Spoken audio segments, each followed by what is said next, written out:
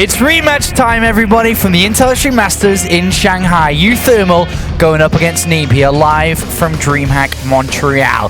We're having a lot of fun here. This is the third game out of 4 that we'll be showing from the round of 16 before we move on to the quarterfinals in the next couple of hours.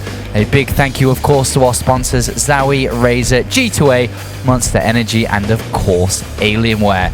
Do remember to use your Twitter app on your phone, hashtag DHOpen, if you're going to, with the hashtag WCS. Before we talk about the rematch from the Intellectual Masters, let's talk about that last game that we just saw. And two of you that were on this desk believed in Harstem. You made me believe in Harstem, and you got wrecked. Thanks, Sean. Yeah, that's not other way to put it. I mean, this was just a very, very dominant performance by True. I think what I said, I truly mean. If I would play this game without Fog of War, I would have done the exact same thing as True did in pretty much every single moment. I mean, I think that's the biggest compliment you can ever give a Zerg. He just made all the right decisions. Oh, a StarCraft player, I guess, in general. Yeah.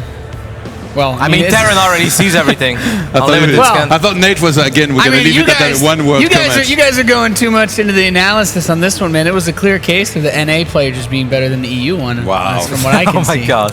What? That doesn't work. You forgot about Shanghai very quickly, which, speaking of which, we're getting a rematch of that sick finals. Neeb against uThermal. Oh, yeah. Yeah, it's going to be a good one. We can check in with the bracket as we're almost ready for the game. We'll talk about it a lot. The bracket, though, this is how it's taken shape. With True advancing over Harstem, he will now go up against Welmu, who just 3-0'd Mana on our second stream, Base Trade TV. So we have 2 of the quarterfinals to set place. But now it's time to go to the quadrant, which is the difficult one. In the bottom right-hand side, it's time to focus on the next 2 matches, and they are going to be the next 2 matches. Neeb versus uThermal, and then Nurtio versus Scarlet, as you can see here on screen, before we move on to the quarterfinals. So we've got an excellent 2 games coming your way, and we can start to concentrate a little bit on uThermal versus Neeb. uThermal took a magnificent victory in Shanghai, obviously a pinnacle point of his StarCraft 2 career over Neeb, who everyone really thought was going to win that tournament. It was a 4-2, and he won of some of the maps that I don't think he personally was going to be able to do super well against Neeb. Like, for example, Frost, you know. Frozen Temple wasn't even played in that series somehow. He was like saved for last. So very aggressive style coming out from uThermal. That's what we see from out of him every single time. And he's always able to find some room to do some damage, and then he picks up more and more momentum as the game goes by. And his games are so uThermal-esque as well. Like, when you look at them, it's just so different than what any other Terran does, and that makes it very difficult to actually face him. Neeb, though, he lost to Marine Lord in Valencia, he lost to uThermal in Shanghai. It's about time he wakes up and he starts winning against Terran, because he was supposed to be the chosen one that was going to make America great again, and so far it's not been the case. He hasn't won a tournament. There is still time for Neeb to make America great again, Todd. But I thought America was already great. Yeah. Well, you know, it's never bad to do a volume 2, in my opinion. Well, we did, here at DreamHack, manage to catch up with Neeb, who had a couple of thoughts on what he thinks about DreamHack in his, obviously, game against uThermal.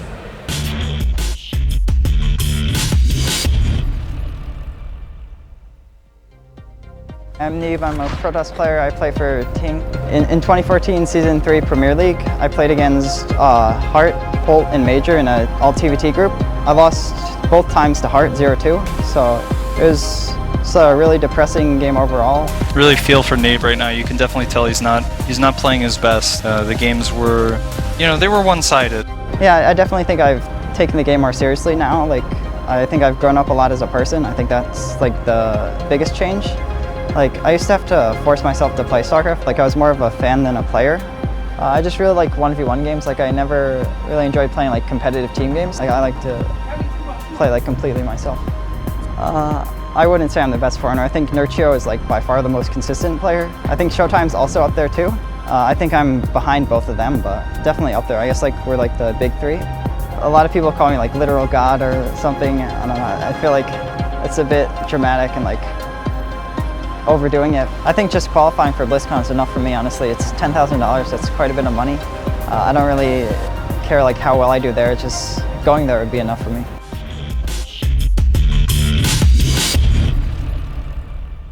I mean, he's right. He has grown as a player remarkably over the last couple of years. He's looked upon as, the best player outside of Korea in recent times. He's obviously dominating the North American scene, making you proud. He's doing well recently, but he hasn't won a tournament yet. soon to be. There's not too many left this year. This would be a good place to do it. That is the chip on his shoulder. He has the results. His story this year has been he was hyped extremely hard at the beginning of the year. He won a lot of the qualifiers for the first championship off the back of beating players like Pult and Hydra, but could not translate it into offline performance. That has slowly changed as his performance has gotten better and better. But this tournament should, like, if you look at it, if Neeb's path of success is to be traced throughout this entire year, this is a tournament that he should be looking to win. If you are a Neeb fan, you're expecting him to go all the way here, and that means he has to get over those nerves that have made him pretty bad versus Terran on the big stage. Yeah, well, what do you think about his matchup against Terran? Actually, I don't think he was particularly known for having like a weak PvT. For the longest time, he was dropping disruptors, doing pretty well, but then that loss to Marine Lord over in Valencia and then to uThermals in Shanghai, do you think maybe it's getting to his head a little bit? I think that's possible. It's very weird to me because his games against Terran throughout the year that I've seen haven't actually been bad. This nerves thing seems to kind of be something that was a bit more reminiscent of earlier in the year. He was just more nervous in general. That doesn't seem to be the case. His argument about it from Shanghai was just that there's more things you have to worry about when you're playing against Terran because you have drops. Obviously, a guy like uThermal really plays to that because he's the guy that's going to proxy Reapers. Yeah. He's going to have mine proxied outside of your base like on King Sejong. But I don't think that his style is particularly bad. He's made his own sort of brand work. I mean, just looking back at some of the games he's played this year in his qualifying matches, he had an insane game against Pult on Laralac where he looked completely dead, finished him in the 5th game to qualify. He's had some awesome performances, but it's hard to pin down where he falls apart. uThermal, though, in one of his interviews over in Shanghai, he mentioned how exactly, his style of keeping up with the aggression works very well on big stages like this because there is an audience, there is a lot of pressure in some of these games. And when he piles up with the aggression, a lot of people kind of end up breaking. All he needs is to do damage one time, and then people just kind of break under the pressure. They start playing worse. And it might have been what's happened over in Shanghai, but now Neeb, he's already faced uThermal one time. He lost. He's going to have that extra motivation to try and do better this time. So I wouldn't be surprised if he did do better. Well, as Neeb is flying the American flag, we have a player from a very small country in Europe, and he's here to compete in the hopefully continuing through to the finals. We'll see what he can do. This is uThermal. I'm the first Terran in forever to be relevant. I started playing StarCraft because my brother bought it for me. My name is uThermal, or Mark for the casual people. I'm a Terran player for AT Gaming. Finally, the Queen is out. Is the Queen able to pick up one Reaper? Nope, it is not. I always wanted to be the best, so even though I was like low WCS, I could never be happy. I always wanted to be better. Very nice counterattacks from uThermal. I've considered retirement a couple of times in my career. One of them, most notably, right before IM Shanghai, actually. I did really poorly in DreamHack Valencia and just wasn't really feeling it. So it's just, I'm just the kind of guy who can't really give up. The biggest thing that changed for me before IM Shanghai was the fact that I started doing specific preparation.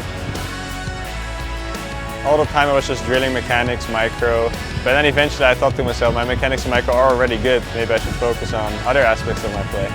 And of course it paid off really well, the preparation style, so I'm still gonna do it.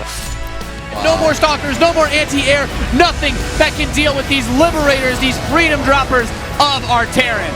I'm still not sure why I got the nickname Bellsprout from my teammates, but I'll just stay with it, and I hope I can be a Victory Bell this tournament. I think my bracket though is really hard. Like, if it's true that Nurcho beats his opponents and I would meet him in a round of 8 after playing Neeb already in a round of 16, that's probably like one of the hardest brackets ever for a WCS event. It needs to avoid getting fungled. One big one's gonna hit this army. The Ultras begin to chew through. Pressure can be annoying, you feel a bit worse, but it's supposed to make you play faster and be more alert. I do think it's Neeb's weakness that he doesn't like pressure. Personally, I'm a player who does better for big matches, so if it is a match where there's a lot of stake and there's a lot of nerves, I'll probably come out ahead. Wonderfully aggressive Terran is making his way to the stage to compete here in the round of 16, hopefully for a spot in the quarterfinals. Roddy, I know you could talk for days on this guy. Yeah, absolutely. He's just a very fun guy to be around. He's very friendly, he's hardworking, and he has cool builds. I mean, Todd said it already as well. He's a player that likes to dictate the pace of the game. He likes to be the aggressor, because then he feels that his opponents have to follow his moves, have to play his type of game, and that's what makes him very fun to watch. But of course, there's only so many things you can do as a Terran against Protoss as well, and he already revealed a couple of the builds at the Intel 3 Masters Shanghai just 2 weeks ago. So it could be a little bit tricky to be aggressive in the exact same way. So so he's gonna have to have some different tricks up his sleeve. But I mean, I love him. I think he's a great dude, and I'm very, very happy to see him finally pick up a victory at the Intel Extreme Masters. He does have a huge repertoire of builds, though. I wonder actually, who can we consider to be the favorite there? Because going to the Intel Extreme Masters Grand Finals, I think unanimously people would have picked Neeb, right? But now that uThermal has won and then took a 4th place in the NSL, only losing to Snoot in the semifinals, can we say that uThermal maybe is playing better than Neeb as of late and could be the favorite there? What do you guys think? It's pretty tricky, to be honest. I think that Neeb has, I don't think he's going to completely drop off just because of that result, but I think what comes back into it is, do those nerves have the same impact? We're not as deep into the tournament as we were. Obviously, this isn't the final. Yeah. It is on the main stage, though, and I think if there's one thing that can hurt Neeb, it's thinking about the last match we played against him, because, you know, it's kind of like, it's like anxiety. You think to yourself, like, oh my God, well, what if I get nervous again against his builds? That alone is already kind of pushing yourself down a dark path towards making mistakes. I absolutely don't think that Neeb is bad against Terran. I think his pros versus Terran is actually pretty damn good. It's just, you know, how they often say when it rains, it pours. When he played against Marine Lord, that was definitely the case. You know, war prisms left and right were just flying into Marines like heat-seeking missiles. It was just very sad. And then in the Intel Extreme Masters against uThermal, things also just went a little downward. He didn't react to one mine, lost a lot of probes, and then he couldn't deal with the Liberator properly, and it just kind of all fell apart. I think if things don't fall apart, Neeb is still excellent in this matchup. Here are the maps on screen, Todd. Neeb vetoed New Gettysburg. I'm happy that we're going to be seeing most likely Frozen Temple come into play there. Frost as well. Those are going to be very important maps for Neeb to try and be successful on. Obviously, King Sejong Station going to be one of the maps where it could be much harder for him to try and face somebody like uThermal on, just because of how aggressive he plays and how good Terran can be. I think the vetoes were the other way around. I'm pretty damn sure that Dason Station was vetoed by Neeb then, and New Gettysburg was vetoed by uThermal. Because uThermal hates New Gettysburg. uThermal is really funny. At breakfast this morning, he was talking to Bunny, and he's like, New Gettysburg is my best map. And then Bunny was like, no, it's not. And then uThermal went like, well, you almost said really here. Yeah, I do for a second. So he definitely trolls around a lot with this. But yeah, like, you're absolutely right. Like, it's definitely one of the maps where with his style, it would be harder for him to do well on. And like I said, Neeb last time, he lost on Frost against uThermal. I really feel like it should be one of the maps where he might be able, or he needs to be able to do better and win on. Look at those WCS points, Kev, for uThermal, just outside the top 8. I know, he's been watching the games very closely. I mean, Violet got eliminated so far, so that is good news for uThermal. uThermal knows that if he wins this round, then he's starting to make a very, very serious run for those global playoffs. But even though he was thinking about it earlier this weekend, and he mentioned it as well, I don't think he should be thinking about it all that much. I mean, you're going up against Neeb, man, in the round of 16. Like, Neeb is still a god, even though he's had 2 kind of bad, very public series, you know, one in a grand final and one in the round of 16, I think it was, or the semifinals, whatever. But Neeb is still really, really good. And I think today we might actually see Neeb's true power in PvT. All right, so that leads very easily and smoothly into the predictions. What's the score then for Neeb victory? Thinking this way? I think Neeb is going to take this one 3-1. But I was wrong multiple times already this weekend. So. we know already. Everybody has been. Nathanias? I want to know which Neeb is here before I make this prediction, but I can't. I can't possibly know. I don't have the ability to look into the future, sadly. So I do want to give Neeb the favorite here. I think that with the map pool, I think we're going to see some cheeky builds out of uThermal. Though I think he is going to bring some weird stuff, and we'll take a 3-2 for Neeb. uThermal made Terran great again in Shanghai. I think it's time for Neeb to do that with America. We need an American player winning tournament. I think he would be great and interesting to see. So I'm pulling for Neeb here. I think he's going to fix his problems versus Terran, do better. Not everything's going to be going wrong for him, as it's been sometimes against Marine Lord or even against uThermal, and he's going to take a 3-1 victory. All right, well, 3 Neeb victories over here. We'll see if it can come true. It's time to go to the casters, Roddy and Nate. Super excited for this match, Kev. We are already loaded in, ready to kick it off. Let's see if the American can win his rematch against the Dutchie in the bottom right position. The red Protoss representing Ting. He's Neeb. King Sejong Station is going to be our first map. One of these maps that went terribly wrong for Neeb in the grand final just 2 weeks ago. Let's see if he's learned from those mistakes, Nate. We shall find out. His opponent in the top left representing AT Gaming. He is uThermal. Will be the last time that uThermal is representing his team, AT Gaming, as he's going to part ways after this tournament and is probably on the hunt for maybe something bigger, something better. but he has been nothing but loving about his former team, well, still current team, AT Gaming. He said absolutely nothing but positive things. They've helped him a lot throughout his career, and he was very, very very happy to be part of them, and happy to share his journey. This series is so cool. There's so many different things to think about as this probe comes in and pokes SCV. This was the map when they played in the grand finals of the Intel Extreme Masters where uThermal did the proxy factory starport, right? That is correct, on the right side. His Liberator got 5 Stalker kills that got stuck between mineral patches. Yeah. Neeb had a very interesting base design, and he's already doing that a little bit again. Like, yes, this is good against the Reaper, but this also means that your first pylon is not covering your mineral line, which is not the end of the world, as long as eventually you will get a pylon there, because you know that Terran players are going to drop you. Whoa. This is one of the best maps out there for Terran drops.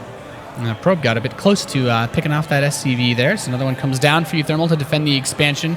You make a very good point, and I think that's one of the reasons why you want to get that fast scout in if you are Neeb against uThermal. You want to know, okay, he went for expand with a very quick reactor, so it's not a Reaper expand, but it's pretty much the same sort of setup. He's got the command center on the way, and I shouldn't expect a super fast proxy if he does go for that. Yeah, this was the map where Neeb once again tried to go for that Warp Prism Dark Templar drop. He had a lot of success with it on Galactic Process, and then he tried to do it again on King Sejong, but it works a little less good when your opponent has a factory and a starport right outside of your main base. So he's going to switch things up, and it's going to be a Stargate here for game number 1. That's interesting, Nate. Yeah, I mean, uThermal's also going with the factory and the pretty quick second gas with it too, so there's some possibility that we have some sort of fast drop opening with maybe a Cyclone behind it or a quick Liberator and a Siege tank. There's a couple different ways that you can take this, and I think that the cool part, obviously, about this being uThermal is I really can't make a safe prediction. There's a lot of different stuff he has in his arsenal. So are you expecting double Oracle here, or single Oracle, or Phoenixes? I think Oracle makes sense, right? If you don't lose it, you can do so much, right? Just one Oracle? Well, you're the Proton scout. Yeah, Tell me. I guess so. Against Zerg, you like to make 2. Let's see if it's going to be Oracles or Phoenixes. I'm expecting a single Oracle as well. And we do see it being chrono boosted out, most likely almost immediately. Yep. uThermal has absolutely no idea yet that he's playing against this target. Yep, but the starport is on the way. He is getting a Widow Mine very quickly. What was that? Didn't we see the Oracle fly straight into the mine on one of the games we casted? Yeah. Just 2 weeks ago. That was pretty bad. Forgot which map it is. That's the worst case scenario for a Protoss player. Oracles are awesome, but they're also pretty damn expensive, and they represent so much strength and map presence and map vision when you keep them alive. But the moment they fly into a mine, they will die immediately. So it's very important that Neeb is extremely careful. It actually, in a way, it surprises me to see Neeb. You know, obviously he's been a little bit shaky, right, against Terrans on the big stage in very big series. Then he goes for a unit like the Oracle. The Oracle is the type of unit that if you lose it and you fly it into a mine, things go bad very quickly. There are actually that many units here with the adapts as well. This is going to be very hard for uThermal almost immediately. Super aggressive start here for Neeb. The Oracle going to work on the SCVs during this. The Widow Mine is going to burrow itself by the command center. The adepts are picked off, but 6 SCVs killed. At the start of this game, the Oracle can go into the main base and maybe get another one, continuing to get all the information necessary to scout as well, seeing the factory positioning with that tech lab and the second barracks. Look at the worker count. Neeb is currently 20 workers ahead, or 19 or 20 workers ahead. That's ridiculous. Very good start here for the American Protoss. That's one of those punishing type moves that have popped up as a way to deal with Terrans who are like, oh, I only need 6 Marines to defend against an Oracle. And it's like, well, in this scenario, no, not enough. I just realized that he didn't even build a mothership core up to this point. So he was just so confident in his build that he felt like he really didn't need anything at home. And because he didn't build a mothership core, he was able to chrono boost out even more probes than normally you already have in this phase in the game, which allows him to have this absolutely insane worker lead. So sick. Twilight Council on the way. Third Nexus coming in. I mean, this is pretty much everything you can need. The Widow Mine is going to pop, kill a single probe. That's sloppy, because I think that Widow Mine was in range of being able to connect with more probes. I think you could have target fired it onto the mineral line. You should have, absolutely. And then there is a good chance you get 4 or 5 there. Yep. Now he's like, well, this mine is going to die. So good pick off there from Neeb, shutting down the early aggression, and honestly, that's a pretty critical blow that was dealt to uThermal early on here. I'm very interested to see how he's going to try to recover from this. Liberator siege is up. But look at the reaction time. Yeah, he didn't really lose all that much. He's still ahead by an insane amount of workers, 16 currently. I love that one Phoenix as well. That one Phoenix is just going to make it so much harder for Medevacs to lurk around and for one Liberators to really just sit there forever. So we're not going to have that awkward engagement of 4 or 5 Stalkers that don't have Blink yet, that have to run into that Liberation Circle. So everything has been going very well for Neeb. He kept both Oracles alive. He's done a lot of damage. He's been ahead worker-wise. He's gonna drop the first revelation. I mean, we've said it before in the past where things just went wrong right off the get-go. So far, this is an excellent start.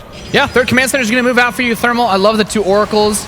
Revelation is just such a useful tool for this mid-game phase, being able to keep track of the Terran army. Obviously, you have the observer outside the base, but this gives you a little bit more flexible detection. And look at that, just sharks in. He's like, well, I'll kill a Marine. Sure, why not? Neeb is playing with a lot of confidence. The way that he controls his oracles, the way that he dives in, just picks off a single Marine or 2. Is that necessary? No, absolutely not. But you can do it if you're really feeling it. So this gives me the idea that Neeb is absolutely feeling it, that he's feeling very confident and that he's not thinking about those previous series at all. So far, Nate, this is pretty much a flawless game by Neeb. Yeah, can't really fault anything that's been going on in this series. The blink is on the way, and we have +1 attack coming in as well. So all of those things are going to line up very nicely as the second forge comes together. 5 more gateways being added for this setup, and the Prism is going to cross paths with these 2 medevacs. So both revealing into each other these drops. He's going to boost over, try to grab this Prism. Should be able to pick it off with the stim. Yeah, he's going to be able to pick it off. Man, I don't know what it is with Neeb and War Prisms, but they are absolutely just heat-seeking Marines across the map. I don't know how this happens, but somehow every single Prism that Neeb makes in this matchup flies straight into a couple of Marines, no matter where they are. Good revelation, though, to catch the drop. As this Liberator shows up towards the third base, needs to react quickly. Probes are starting to die in the third. Neeb taking a lot of damage from this Liberator. Stalkers are going to roll up. He has Blink and will pick it up, but 6 probes getting snapped up there. A nice little bit. And Neeb was pushing 70 right before that happened. Yeah, this is the first minute of the game that went very well for uThermal. Obviously, he found that Prism in the middle of the map, doesn't have to worry about it, and he knows he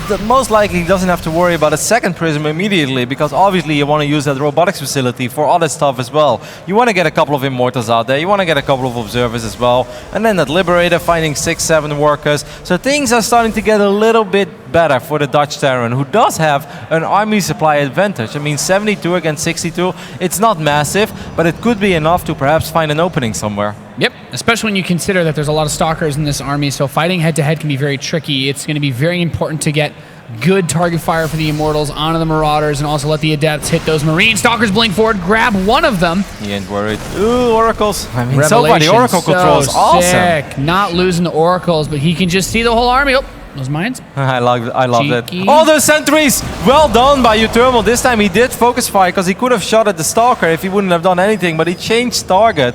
That was excellent, and those sentries had a lot of energy, Nate. Yep, that's a lot of Guardian Shields, especially super important in these fights against Bio, and that can give uThermal an edge in a straight-up engagement. Sees the army going to the right side. There is a stasis ward at the top of this ramp, so if he tries to drop on top, things get pretty ugly. If he tries to just sprint right through, there's the scan. He sees it, he knows. He's just in a few Marines forward to snipe it. So good pickup on the stasis trap. Gonna siege these Liberators on the ramp. He makes his way in towards the main base. I kind of wonder how Neeb is going to deal with this, Nate. So far, he's very patient. He's not sweating it too much, but I also feel the longer you wait, the stronger these Terran contains become, and the harder it's going to break this eventually. So maybe he's just going to have to go for it, and that's exactly what he does. Yep, he's going to break down that ramp. A couple of these guys coming in from the left side, not enough. Gets the Liberators, though, and that's enough to deny some of the high ground vision, so he can push the army back. Doesn't need to fight the entire force at this point in time yet. The robotics bay is finishing up, so with the second robotics facility, he can go into disruptors, which we know is one of the favored units for Neeb in this matchup. But Nate. Colossus, this is the second time we've seen it pop up in this tournament. Yep, we saw Drogo use the Colossus to high success. Yes, it was Drogo, right? Yeah, against Masa. Bunny. Oh, excuse me, yes, against Bunny on Galactic Process. Now we see them again. Interesting. Colossus absolutely making a comeback. Nice forward blink there by Neeb, trying to get one of these medevacs. Was not able to do so, though. That's another Warp Prism. I feel like that's the third Warp Prism I've seen. What happened to the second Prism? Did that one die too? I think they're all heat-seeking missiles, Kev. Yeah. You put it so eloquently. Another siege up on this ramp as uThermal tries to break this position once more, getting rid of that overcharged pylon. And he's got mines sieging up here too. The Sim City is working against Neeb. His robotics facility and the Nexus are blocking his Immortals and Adepts from getting on top of this bio. Okay, good force fields there. I might be able to shave off a couple of these Terran units. And I must say he's doing a really good job in not just blinking into these Wither mines, but at the same time it's so hard to get engaged into this. Good blink there, getting a couple of shots on these Liberators, but uThermal is getting a pretty phenomenal trade. The Immortals in the bottom doing absolutely nothing. They can't fight against this because of the Liberators. He needs to get on top, but there's too many of them. The Freedom Zones are blocking out all of the position on the natural. It's been picked off, and uThermal is fighting back. Look at Neeb's money. It's just a little bit too high right now. If he would be able to spend those 1,000 minerals and that gas, and he may actually have a much better shot at dealing with this. He still has plenty of Stalkers. Okay, this is probably his moment. A couple of Liberators are on siege. He has to go for it. He gets the first 2, but there's still 2 in the back. Goes to snipe 1, still barely alive. 1 more, he does get it. The next 2 coming in siege, but GG is called. uThermal takes the game with a phenomenal push using those Liberators on the east side. Man, that's awesome play by uThermal. And after a start like that, Nate, he was down 19 workers, and that's like not an exaggerated amount. Like, oh, he was down like 20 workers. No, he was actually down 19 workers after the beginning of this game. It really felt that everything was going Neeb's way. Then eventually, you know, finally uThermal found a little bit of momentum, picking up that prism on the left side and the probes, but losing the prisms, and he gave up that spot for the engagement, and the Liberators were able to box that out so easily because that ramp, that choke point is so tight. To go around via the ground, you have to go an extremely long distance to try and flank that position as well. Yeah, and think of the army composition Neeb is working with. Stalkers, not really a unit you want to blink it forward. Sentries, well, they die immediately. Immortals are good, but you also don't want to send them in one by one, because that means they die one by one, and they're way too expensive for it. And then the adept count was just not high enough anymore after he lost a couple before. I'm blown away by the fact that uThermal was able to turn that game around. There are so many Terran players out there. Was Neeb's game to win. Yeah, exactly. For sure. After a game like that, you know, people leave on ladder. It's like, you're down 19 workers, but uThermal, he was relentless. He didn't give up. And Neeb didn't even play bad this time. There were not super obvious mistakes. Just, I think an army like this, I think Neeb gave maybe too much respect to the army of uThermal, and he should have tried to engage it in the middle of the map before it was starting to siege up. Yeah, I think that's a good point. And also, look at the positioning of the freedom zones. He doesn't move his Liberators too far forward. He puts them on his army. If Neeb tries to attack into him with the Blink Stalkers, he eats pavement on those libs, and he can't blink back to the Liberators because they're not forward enough for him to be able to snipe them. So great start for the Terran as we're loaded into here. Game 2, it's cross spawns on Frost. And in the top left position, we have the Red Protoss player down 0-1. He's Ting's Neeb.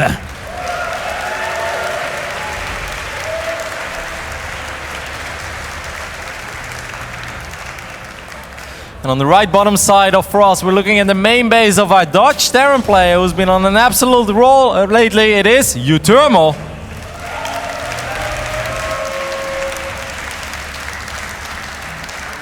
That's actually really sick to be able to come back from a spot like that. That is such a demotivating position to be in. You never, any Terran player will tell you, you never ever feel like the game is in a good spot. That Oracle comes in, picks off those workers while the Adept kills some of your Marines, and the only thing you're thinking is, oh, the Protoss is probably taking the third right now, and there's nothing I can do about it. And that's pretty much what happened in that game, but he was able to rally himself together. He didn't lose his cool, and that was some seriously impressive mid-game play out of uThermal. Yep, and small things as well. As that one Widow Mine, you know, changing the fire. Instead of that one Stalker, changing it into the 3 sentries, then a lot of energy, forced Neeb to warp in 3 more sentries. Maybe that's why he had a few too many minerals, because he had to remake like 300, or 3 sentries worth of 300 gas. I don't really know how uThermal turned that around. That was crazy. That was such a disastrous start, and this may even feel worse for Neeb than some of these previous games where almost everything went wrong, and then you just know that it's one of these days where nothing is going your way. But he knows as well that he had a great start. He kept his oracles alive throughout the entirety of the game. Good use of revelation, and still it went wrong. Like, I'm kind of stunned by this.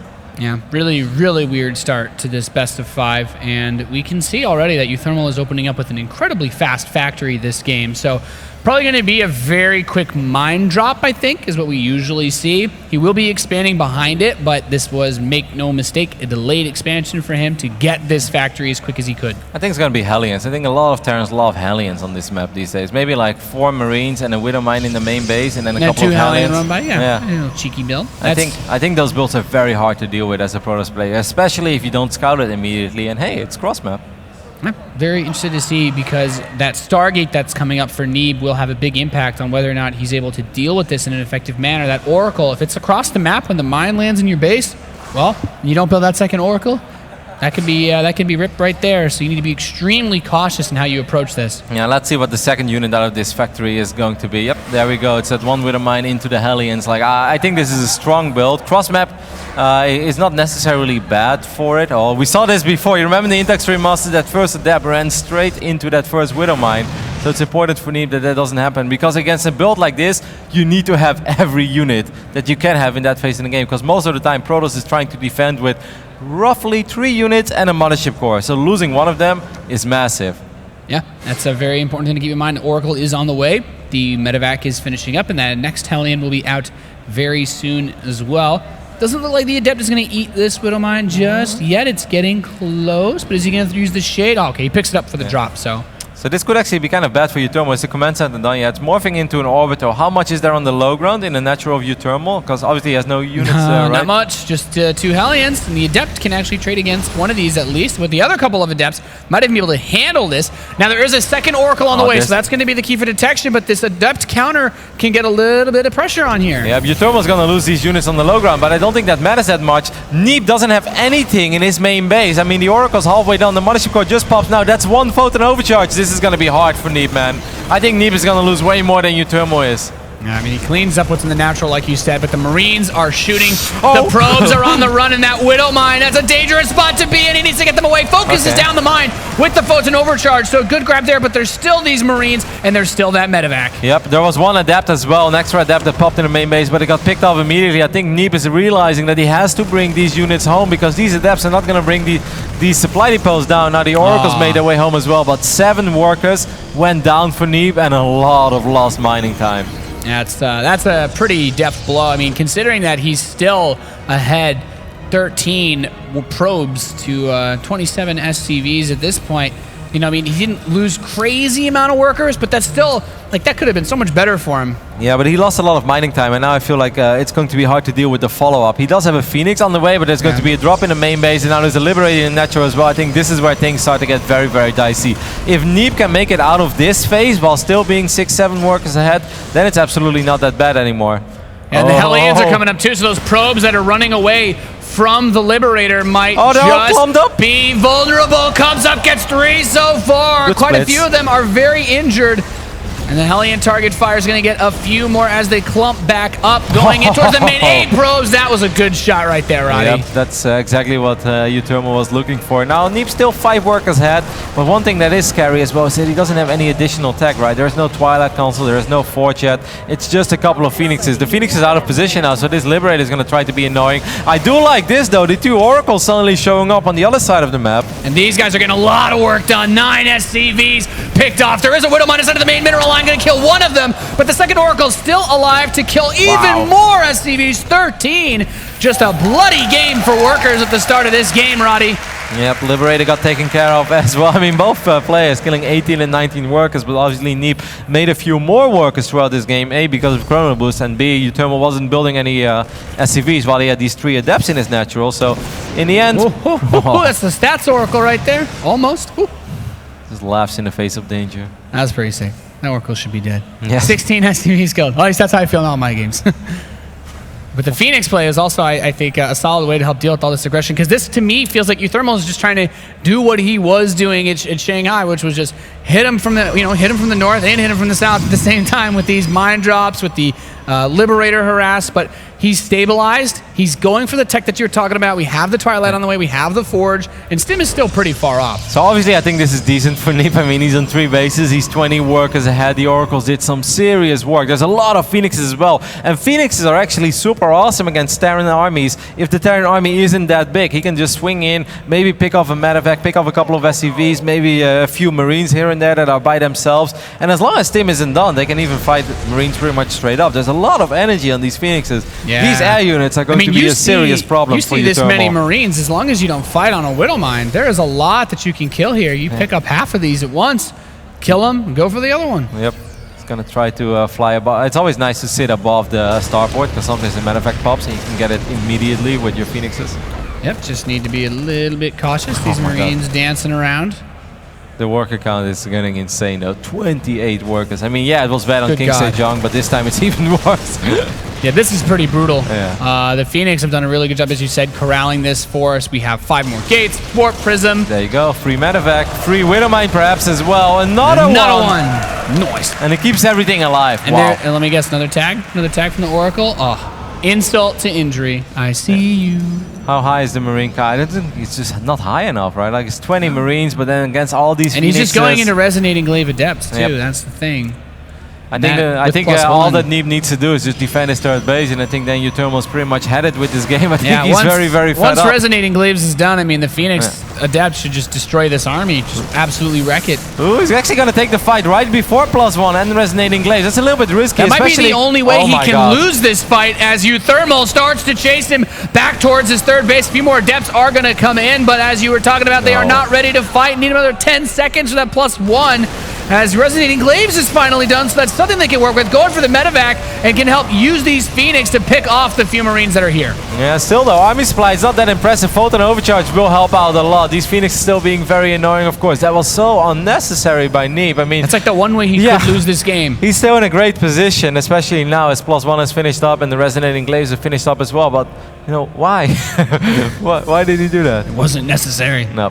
But he does survive. I mean, if uThermal would have focused the pylon there, by the way, immediately, then the reinforcements would have been cancelled because there was only a single pylon there and no photon overcharge. It could have been even worse for Neeb, so I think he dodged the bullet there. Well, Neeb's still dealing with this army that's out on the map, and that allows him to use his Warp Prism. He gets inside of the main base. Probes begin, SCVs begin to die left and right. I think he had a couple of Adepts in the natural expansion as well, just going absolutely ham all over these workers. That Marauder's doing a good bit of justice there to defend them, but the workers have been pulled out of the main base. These Adepts are chasing this Liberator by itself. There's no blink just yet. Yeah, uThermal's losing his patience, obviously. He knows that he's losing so much at home and he just wants to try to end this game, but I think the production abilities for Neeb are just too much.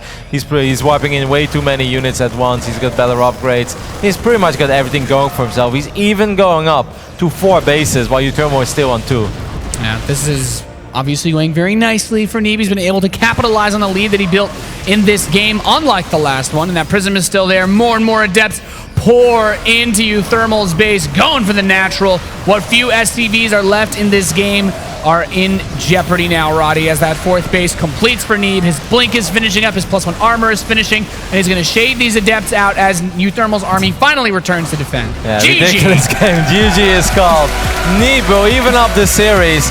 And what I love the most, Nate, is that he's striking back. He's not just sitting on his side of the map, like trying to defend against the first drop and the second drop and the third drop. It's like, no, okay, you're dropping me, but at the same time, I'm going to attack you. Adepts on the other side of the map.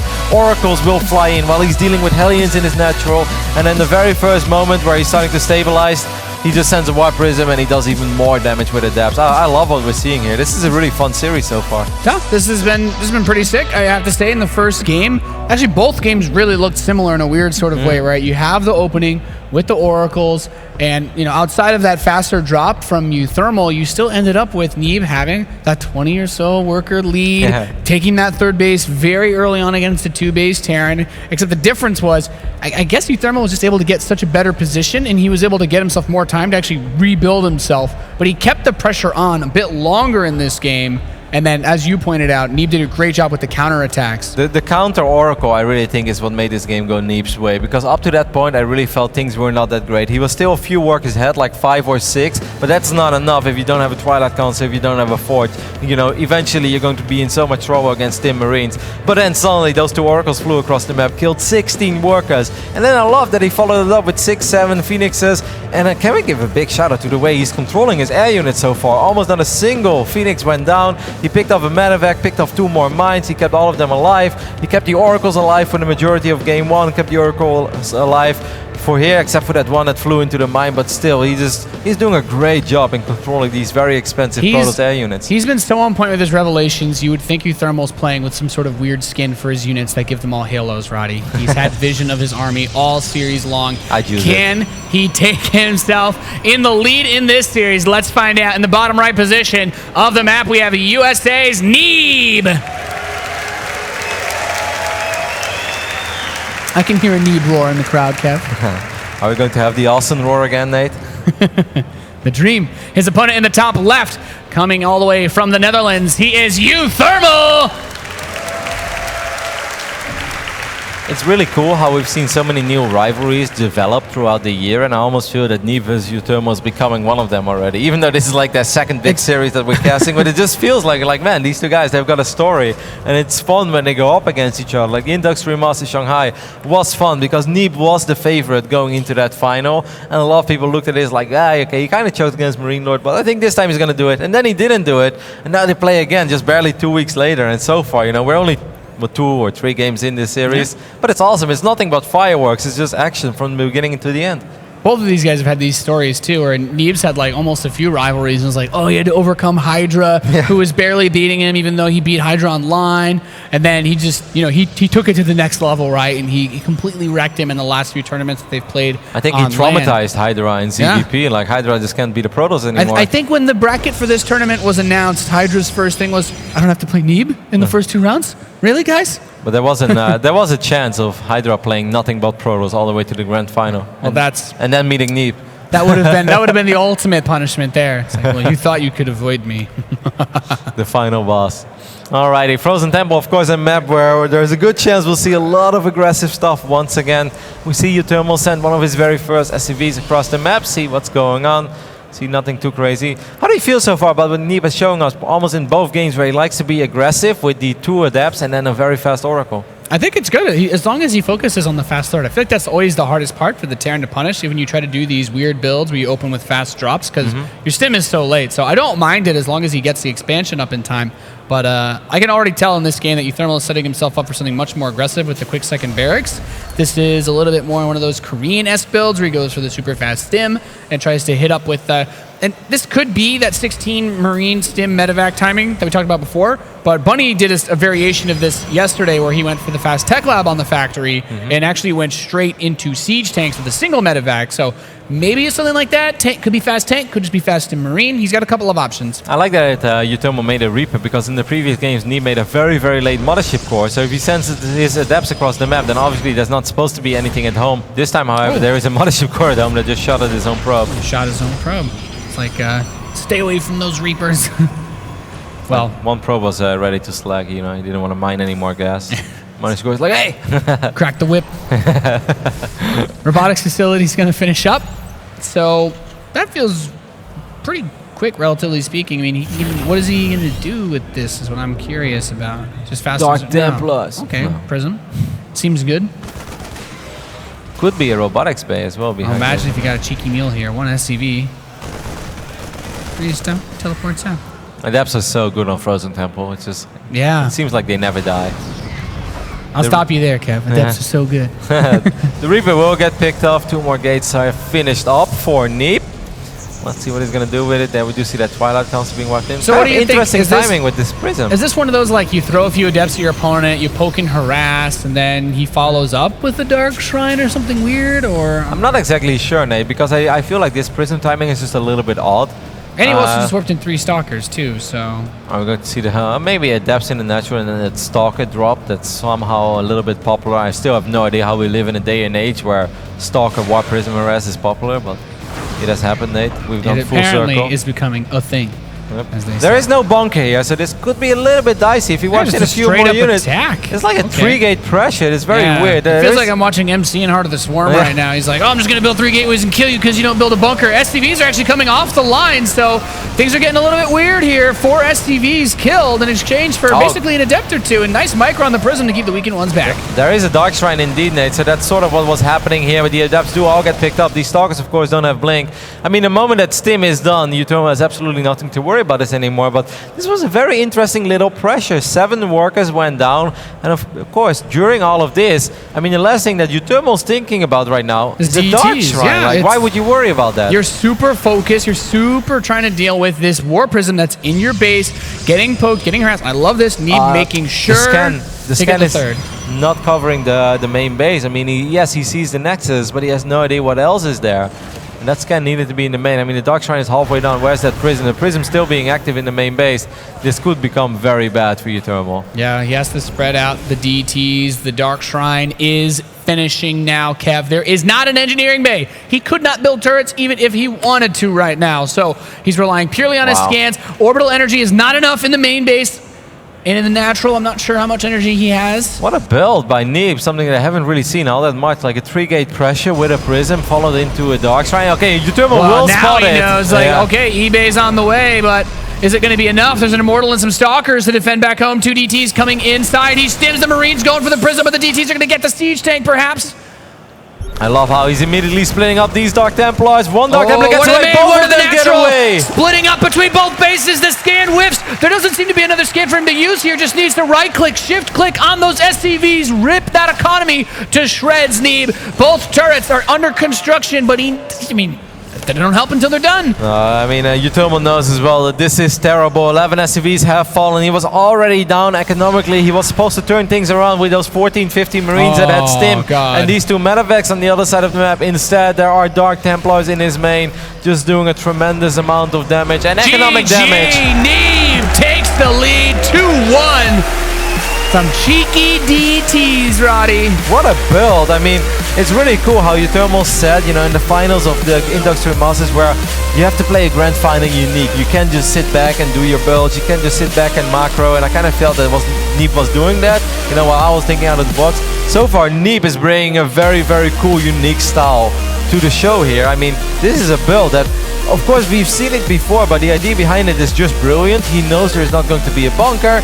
This pressure looks strong, but then at the same time, you're so occupied in dealing with it that eventually it's there and you think like, okay, you know, I didn't die. This one's pretty good, right? Like, okay, Stim is finished up. Let's fly across the map, and then suddenly there's Dark Templars in your main base. You hear that you don't sound. expect that. You hear that sound of the scythe ripping your workers apart. It's a scary moment in any game for a Terran, and you know, just to provide a bit of context, in any other game where you get a Terran that's a little bit more on the safe side, you throw that bunker up, you consider the possibility that your opponent attacks you because it is frozen temple, it is very wide open, there's no ramp leading into your natural. Okay, he pokes you with that prism and you think to yourself, okay, maybe now's a good time to get an eBay.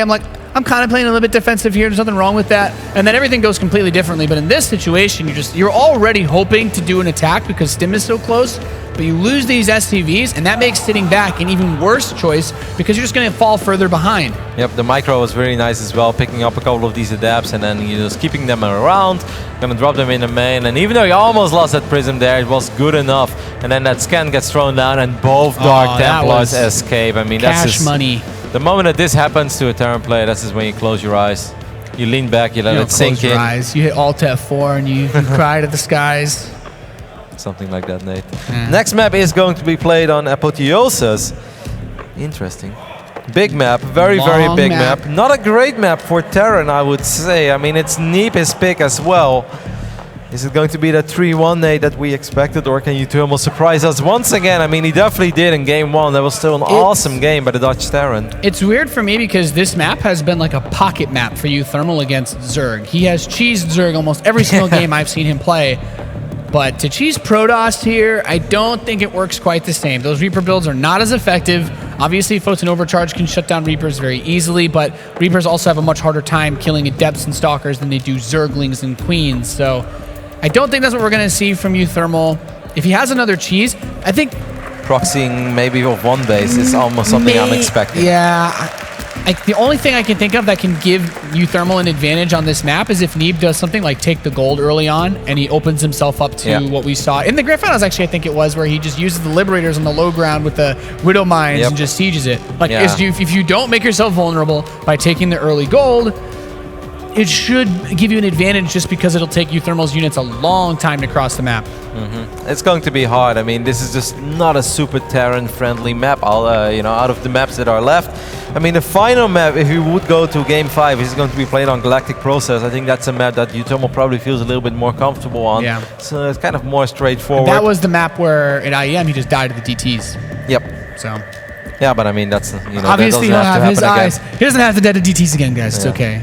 We can rewrite history today. I mean, I really wonder, are we going to see a cheesy, aggressive uThermal here? Maybe something even of one base, where he proxies a factory, proxies a starport. Because this is a map where as a Protoss player, often you open up relatively greedy. You get your fast expand, you may make a unit early on, maybe a Mothership a little bit later, and then you open up with a Stargate or whatever you want to do on this map. But Stargate makes sense because it's such a large map. So obviously having super fast units like Oracles and Phoenixes is awesome.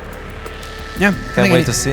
I think anything goes. I would definitely agree with you though that this is going to be more difficult than a map like Galactic Process simply because it takes so long to get across the map. You know, Yeah, uThermal is actually known for something that I think maybe some people don't quite credit enough to him, that was pretty popular in the first half of the year because that Ghost Rush build he did back at DreamHack Leipzig, right? And everyone's like, oh my god, this is so cool, Oh my Proxy God, Ghost Rush. But outside of that, that's like the only proxy cheese I've actually seen him effectively do against Protoss, and he said that got figured out in like 3 days after that tournament. On Pryon Terraces. Pryon Terraces. That was one hell of a build. All right, let's see if this man can close it out and move on to the bottom right. Representing Ting, give it up for Neeb. You know, even though he hasn't won a tournament yet, that young man has been so damn consistent throughout the year. And that is a rare trait in StarCraft, indeed. His opponent in the top left, the champion over him at IEM Shanghai. He is uThermal.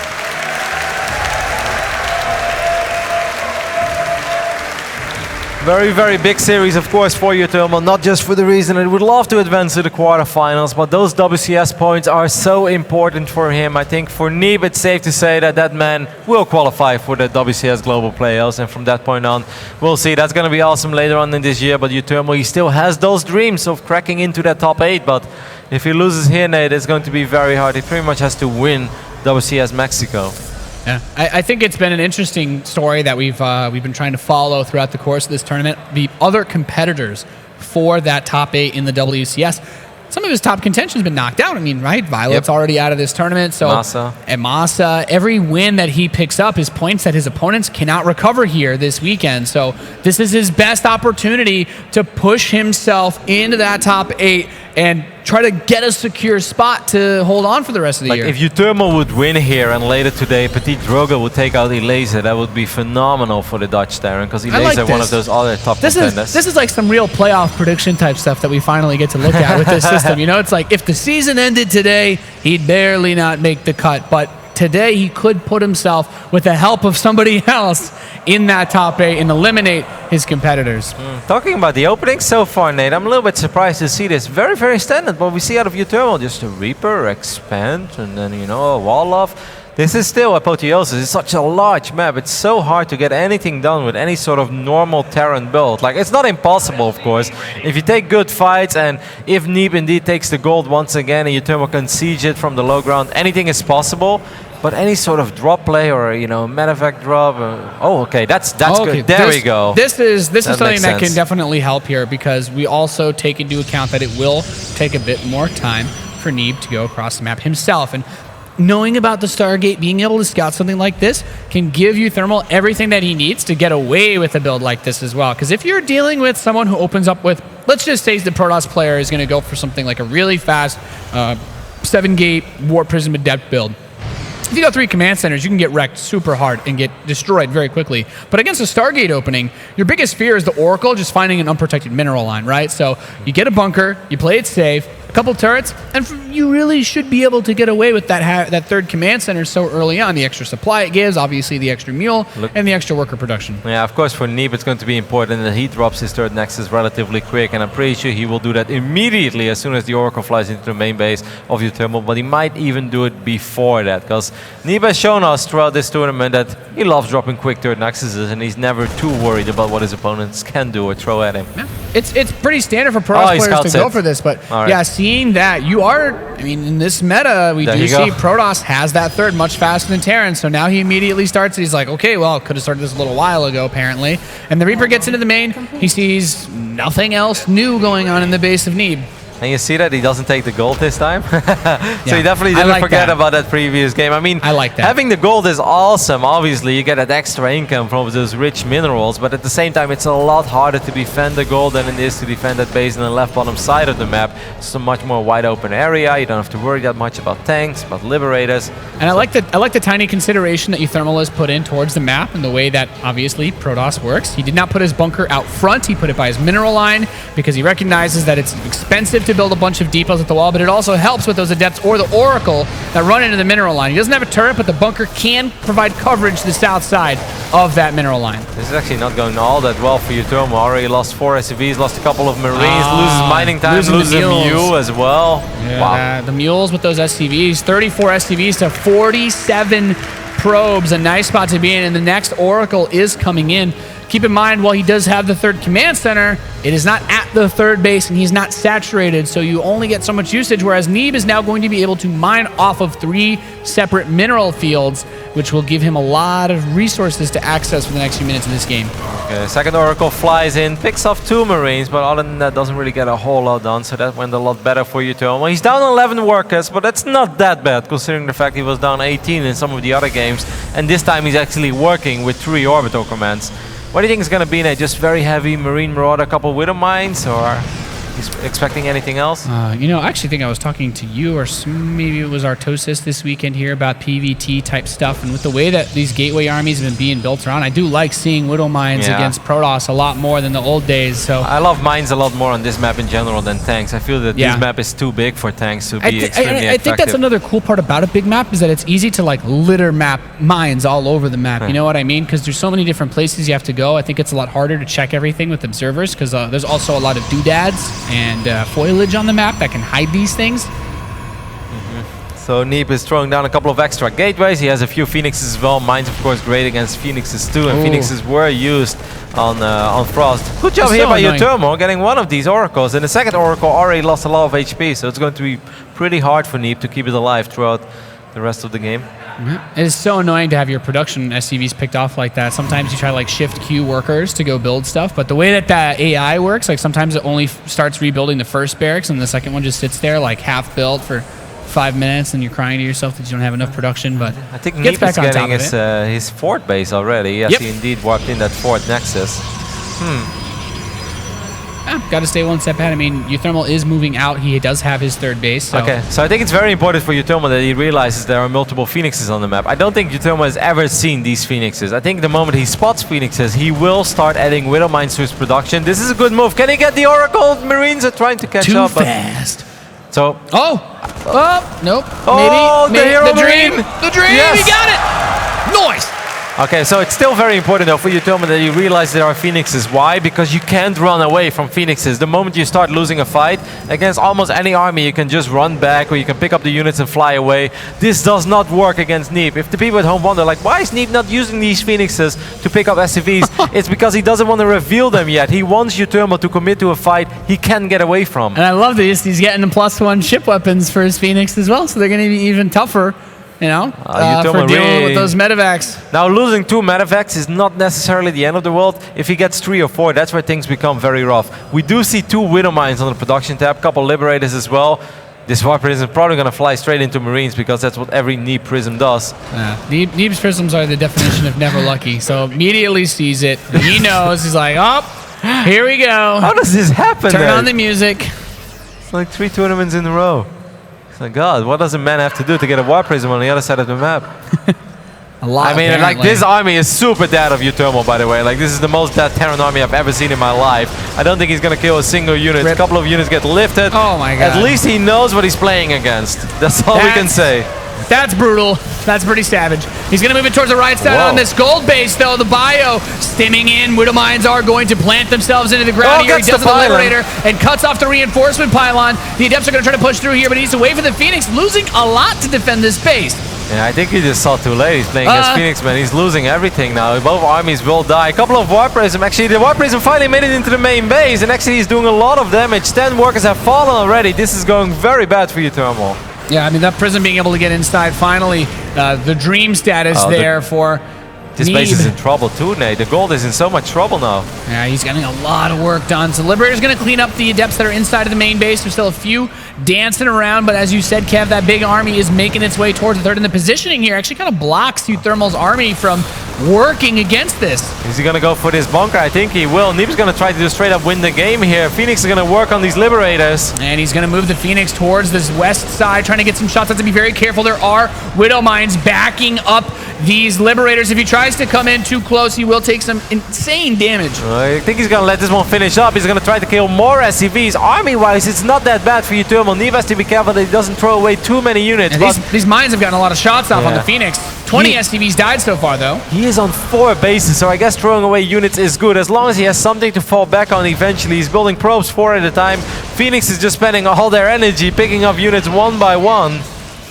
This is some pretty sick harassment. The gold base is still holding on just barely, trying to get these Widow Mines as they spread themselves out. Finally able to get a few more Liberators here, but uThermal's mines, his Phoenix are getting extremely weak. There's one more mine. If one more mine connects, but I mean, these Phoenix is just doing a phenomenal job in picking up all these Liberators. I mean, Neeb is throwing away a lot of units there. Like, he's done a great job, but it's important now that he gets an army at home as well. He's got so much economy, like you said, though. With that gold base, his ability to crank out adepts is insane. I'd love to see the units tab just so we can see what kind of army he's already been able to put back together. Just a lot of adepts, it looks like, so far. 3,500 minerals a minute. Life's good as a Protoss then. That's when you just throw down all the gateways and take all the next side. Why not? Well, that's how many medevacts are there? Is it like any medevac? Oh my god, uThermal's running across the map without a single medevac. Phoenix, good unit. Yeah, a lot of those Marines and Marauders are actually pretty injured too. God, how does this happen? Are you kidding me? Oh well, the one Prism that did make it across the map did do a very good job. Phoenix is spending a lot of energy there. Could be a small problem. I mean, if uThermal would have had 3 or 4 medevacs with his army, I actually would have been a little bit worried for Neeb, even though he's got better upgrades, he's got more units. Well, Phoenix out of position, he has like no anti-air other than these 2 Stalkers, but the biggest problem is there's not a single medevac here, Nate. Nope. Every single stim is going to be permanent damage on this army, and that means taking this fight can be extremely ugly. He's going to try to retreat. He's got a few Widow Mines here. That's right. He's going to teleport right on top of the army, and this is going to be it. The Widow Mines are going to blow up all over the Adepts, but there's too much for this bio to handle as the Phoenix come in to pick up the last couple of units here for uThermal, and Neeb secures himself another dominant defense, holding on to his expansions and taking more money. That's kind of a weird move by uThermal, right? To just run across the map without a single medevac, like... He just threw an army at him. Yeah, it's like, here, take it. I mean, obviously Neeb wasn't going to be able to deal with it because Neeb has been mining off 4 bases and one of them has been a gold, and he hasn't lost a single probe in, well, forever. No, he's at 77 workers. He's going up to 78. We have 2 Colossi on the way. Did he get Thermal Lance? Does he have the range upgrade for the Colossus? I don't think so. It's a bad upgrade to forget. You don't want to forget that. Well, he doesn't have it yet. He doesn't have it. 2 Colossi, I thought that upgrade. That's okay, man. He's on like 16 gates. I guess he could just, he probably doesn't need it at this point, but it's a lot of adepts. The adept count is ridiculous. One of these next time might actually get picked off here by Marauders. Few Marines running towards the gold immediately. Neeb is a little bit out of position with a few of these adepts, but... And with a few, I mean a lot of them on the other side of the map. But he has the ability to warp in so many units at once, Nate. Yeah, he's got a ridiculous amount of money. I wouldn't even mind seeing Charge in this position just so he could spend more of the money. Liberators and Widow Mines. Liberators are pretty good against Adepts with the Widow Mine support. That's like the one thing that's going to be... don't walk through this. Neeb, you got a lot of money, but you don't need to throw all your Adepts away into those Liberators and Mines. So many SCVs have fallen, and just like that, 9 more or 8 more will go down. He's warping in 10 Adepts at a time. He's building 2 Colossus at a time as well. Okay, at least these Adepts won't make their way into the main. But yeah, pretty much all the SCVs from uThermal are going to die over here. Yep, he's only got 20 SCVs left on the map, and he's just taken an insane beating. The Bio Army has retreated to come and defend against this as the Adepts continue to just position themselves in spots where he can't get to them. Just sick play by Neeb. I really love how he's utilizing the amount of money he's able to mine on a map like this. That very first Adept already identifying like, hey man, I'm playing against Triple Orbital. Awesome. Whoa, Warp Prism made it to the other side of the map, Nate. We did it. We did it, guys. Yeah. The Prism got across, and now it's dead. Yeah. Too much. The entire army is waiting for it. Why not? 1 Prism, well, 10 Prisms in a dream. Oh well. Well, you know what is about to finish though, Kev? That's +3 armor, and this Terran army has +1 attack, which means all of the hard work and fighting back is gonna win the fight. But yeah, rip. He's like, I got upgrades, bro. What do you got?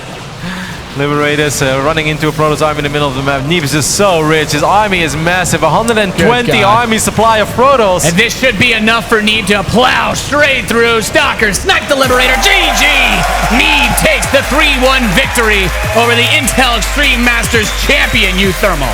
He's done it, Nate. He's done it on the main stage. Played a great Protoss versus Terran here. Had a great start in game 1.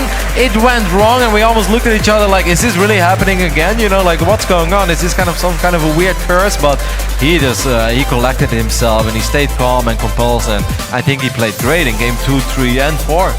That was an awesome series by Neeb. We really got to see him adjust a bit to having the pressure put on him. His strategies always left him an avenue to go for some form of counter so that he could kind of put the pressure back onto uThermal, and he's sitting up there in the stage, and now uThermal's the one that has to sweat over the harass. Yeah, I mean, just a lot of cool moves, right? The great build on Frozen Temple where he puts the 3-gate pressure with the Warp Prism, and as the Terran, you're just like, what is this? And then suddenly he's like, it's DTs. And then even in the final game, it's such a large map, keeping the Phoenixes at home, I think is very smart. Obviously, you can send them across the map immediately and like pick up a couple of SCVs, but that gives uThermal the idea. It's like, okay, I'm playing against Phoenix, you know, let's just build up a massive army, 160, 170 supply, you know, get a couple ghosts perhaps eventually, get a lot of mines. But the very first time that the Terran units made their way across the map, all of them died immediately because you can't run against Phoenixes. Yep, it's extremely difficult. And then we have this later on fight where it moves out. You have great big stims, no medevacs at all. And yes, we don't mind splash, but when the Adepts are on top of your bio, they splash you too. So allowed him to clean up this army even faster. And this game was all about that incredible amount of worker harass the Adepts were able to do as well. You know you're rich as a Protoss when you can just shade into 7 murder mines and absolutely not care at all, Nate. Like you're on 72 workers, mining off 5-6 bases, you got upgrades. And it's like when you're the Terran player in that situation, you have all those mines broed, and then you see all the shadows. You're like, he's not going to cancel them. He has. Oh my God, he can afford to do this. That's when you know it's all over. All right, well, great series, awesome performance by Neeb, and he's on the couch with Smix. Thank you very much, guys. Congratulations, Neeb. You move on, and not only are you able to move on to the top 8, you're able to get revenge from the IM Shanghai Grand Finals, where you did lose 4-2, able to get revenge there, so it has to feel sweet in 2 ways. Yeah, for sure. Feels pretty good. Now, I remember the first time I ever interviewed you, it was I believe it was at the Spring Championship, and it was right after you had gotten second at DreamHack Austin, and that was to Hydra. Now, everyone knows now that you just beat Hydra left and right now. I think the last time you played him, you killed him 3-0 at Shanghai. But way back when I did first interview you, that was sort of a rivalry that was going on, because you had played him in the finals, and then he beat you there, but then ever since you've been beating him, and now you just got revenge on uThermal. So is this just like a trend now? You just get revenge on these guys that beat you once? I don't really think about like rivalries, but I guess so. Okay, so I need to ask, just because when you play a player in the grand finals of a tournament like Shanghai or Austin, I'm sure that there's a lot riding on the line. It's a best of 7, nerves get in the way. When you came into this match, I'm sure you were thinking about getting revenge, but what did you decide to focus on? What are the things, sort of things that you picked up on from that grand finals, and you thought, okay, if I can just focus on these things, I can beat him?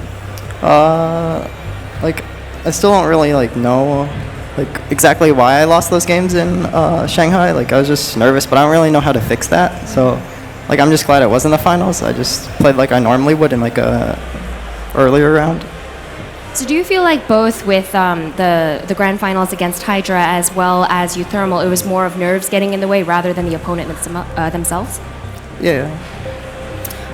You can go ahead, Zach. It's very uncharacteristic, I think, for a pro gamer to say, you know, I lost these matches and I don't really know why. Do you not like try really hard to figure out, you know, study those games that you lost and to try and fix what went wrong? Or well, it wasn't really the in-game stuff. It was more like out-of-game, like mindset, like what I'm thinking about during the game. I don't really know how to fix it though. Okay, so going into this one, where you're trying to, you know, tell yourself like maybe I should try to be a little bit nervous and do what I usually do, and it's going to be enough, or? I don't really know. Okay. Well, in this particular series, you started out with a loss on game 1, and thankfully you did win the next 3. But I'm wondering, coming into this series with the loss on game 1, were there any nerves at all that perhaps may have affected the loss in game 1 at all, or do you feel that it was just warming up or anything like that? Yeah, it was more like warm up. Like, I wasn't nervous at all in that game. Like, even after I lost, I was like pretty confident with my play still. I thought I played pretty well. It was just like a few small things that I messed up on. But like, it wasn't like I went in there like I had no idea what I was doing or anything. Like, I thought I was pretty confident. Well, your next opponent is definitely going to be very tough. It'll be the winner of our next match that'll be streamed. It'll be Nurchio or Scarlet. Now, both of these obviously goes without saying, they're both very talented players. Scarlet in particular, every time I've spoken with her, has spoken extremely highly of you. Whether you personally, because you're very humble yourself, agree with that or not, she's always praising you. So just wondering what you think of that potential matchup, who you think will come out of it. I can't really like think about that. Like, I generally just like think one match at a time, but I don't know. I think it'll be fun and interesting, like no matter what happens. So you don't have a preference there? No, not really. I think both Nurture and Scarlet are good at like different things. So no, it's just like I don't really. All right, well, we will find out who he will be playing as. That will be the match coming up after this break. I'm sure the fans here in Montreal are super excited because it will be Canada's Scarlet going up against Nurture after this break, guys.